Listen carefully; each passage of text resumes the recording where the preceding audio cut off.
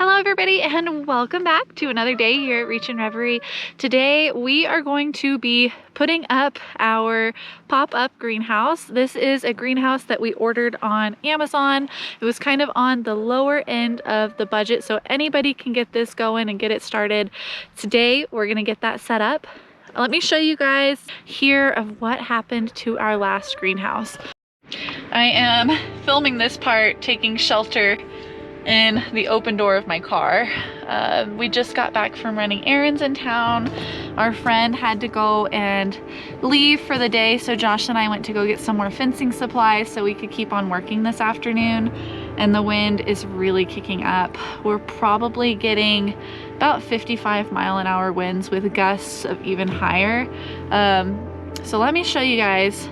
I wanted to talk to you now while I'm in the shelter because you might not be able to hear me once I step out from the cover of this car.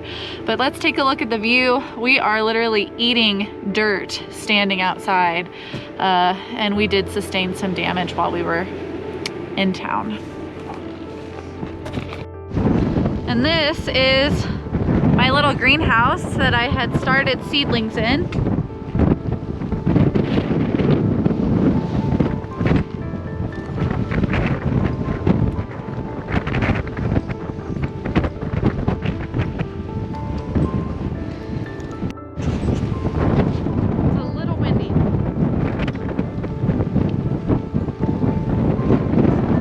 This is completely ripped.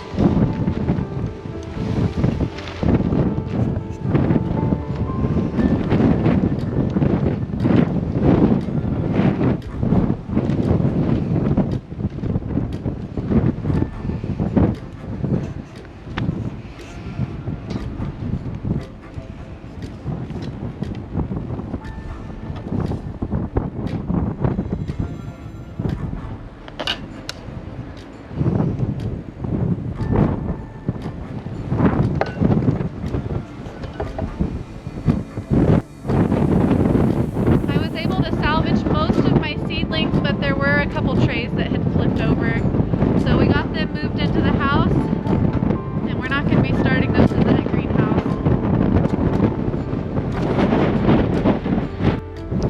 The winds died down a little bit. Now we're only having about 25-mile-an-hour winds instead of 55 to 75. So taking this opportunity to clean up this mess. We salvaged the seeds and the soil that we could out of this greenhouse, put them inside for now. I am going to be throwing out the cover to our greenhouse. It is ripped really badly and completely ruined, but I am going to try to salvage the framing material. Almost all of the joints are dry rotted on these, but I am going to try to keep the skeleton of it, thinking that I could use this as plant supports, like say stick that next to a bell pepper or something, just to give it support with all of this wind that we're having in the spring. Maybe I'll try to make like little teepees for peas and things like that, but figuring we could at least recycle some of that material. I usually go out and buy like bamboo stakes or little sticks to support my things like peppers that are pretty fragile. So we'll have to do that this year with those. So making the best out of this situation. We did notice putting this up that the joints were kind of dry rotted, and we had a close call last week with this. We thought we could really tie it down and get it through one final season, but there were other plans in store. The good news is Josh did already buy a new greenhouse for this year for me, and it was scheduled to be here this coming Tuesday. So plants inside the house really only have a few days to suffer without the good light before we can bring it back outside.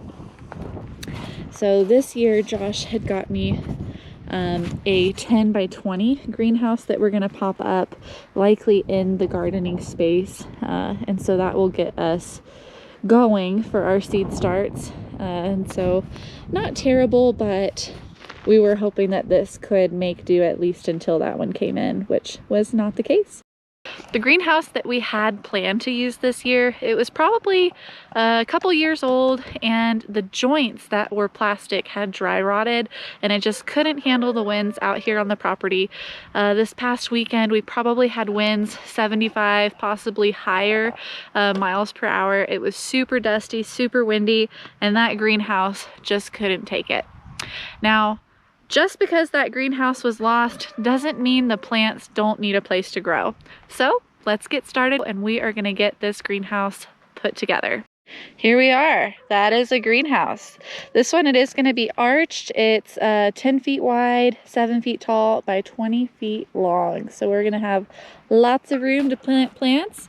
We are inside the garden area that's going to be fenced in. This should help prevent hogs from getting a little bit too curious with our seed starts.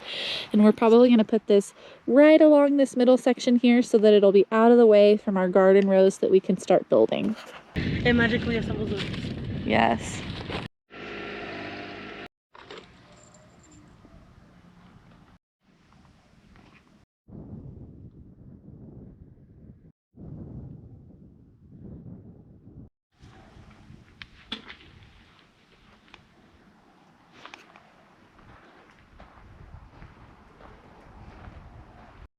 This is definitely a two-person build, and Josh, he's been working on the fence so hard this weekend. So we have Jean here who was able to help us set up that framing, and we couldn't have done it without you. Thank you. Thank you. Appreciate it. The framing is now complete for our greenhouse that we built today. It definitely is a two-person job, and the instructions could have been laid out just a little bit better, but we were able to successfully get this built. All the screws are tightened, and we did get it put in place kind of where we're gonna want it this season. So here in our garden area, this is gonna be just right in the middle. You can see we'll have garden beds over here. We'll have garden beds going that way. So as you walk in the gate of the garden, which you can see we're still working on the fencing here, as you walk in the front gate, you'll have the greenhouse right here. We do plan on having some kind of sitting area right in here so that we can enjoy this whole garden experience. We are going to come back in a later video and get the greenhouse fabric laid over. We do want to do some reinforcing. This greenhouse on Amazon right now, and I know the prices can fluctuate, but it's February of 2025. This cost us, it was $142 plus shipping. It ended up coming out to about $155 for this greenhouse. We do want to build our own greenhouse probably within the next year or two. And this was kind of a last minute, we want to get something going for our plants so that we don't fall behind for this growing season. So I think for the money and for the structure and for the size, this is a fantastic value. But it may not be a greenhouse for longevity. We're going to do our best out here to tweak this a little bit. We're not just going to throw the fabric on and call it good, because I think we would be extremely disappointed. We regularly get gusts of wind above 70, 75 miles an hour. This last weekend, we think it was up into the 80s. We have a local friend nearby who has a weather system where they can track the wind on their property, and they were getting over 85-mile-an-hour winds this past weekend. Once it hits 85, it stops detecting the speeds. So we were getting at least, we think, 85-mile-an-hour winds last week. Most really well-built, expensive greenhouses are warranted up to about 70-mile-an-hour winds, and this is not one of those really well-built, super durable greenhouses. So we're building this and taking it with a grain of salt that we're hoping it can stretch us through to get us to where we want to get plants in the ground.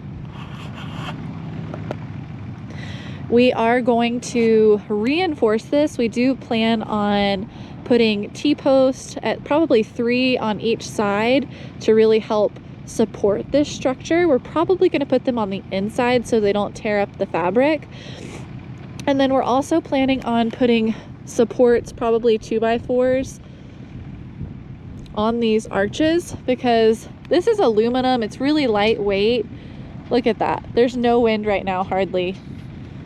This wouldn't stand up to the high winds we have here. So before we finish it with that fabric, we're going to go ahead and really fortify this structure. we think it could be a really good purchase for us, and we're hoping it gets us through at least this season, if not two, before we build our dream greenhouse. The dream greenhouse that I want to build, looking at parts and materials and the structures that we're looking at, we probably couldn't get it done for less than at least maybe $1,200. We would consider using like refurbished materials like used windows and things like that, but even then, just the price of lumber and getting the plans out, we really didn't have the time or energy with all the other projects going on right now to make that happen this year. So that's why we're going with this quick build. It took Jean and I 2 hours and 2 minutes to leisurely put this up. So you could easily order it when it arrives from Amazon, have it put up in a day. If you didn't want to reinforce it, if you live in an area that doesn't get a whole lot of wind or heavy weather, you could probably pop it up in your backyard and it may work just fine for you. Overall, we're really happy with the quality of this purchase already, and we just hope that it can withstand our living conditions and weather out here in far western Texas.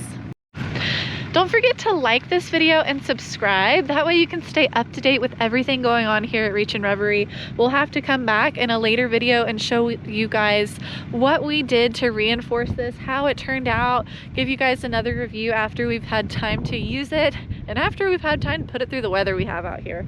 So don't forget to check back for updates, and we'll be showing you guys what this looks like finished and completed very soon.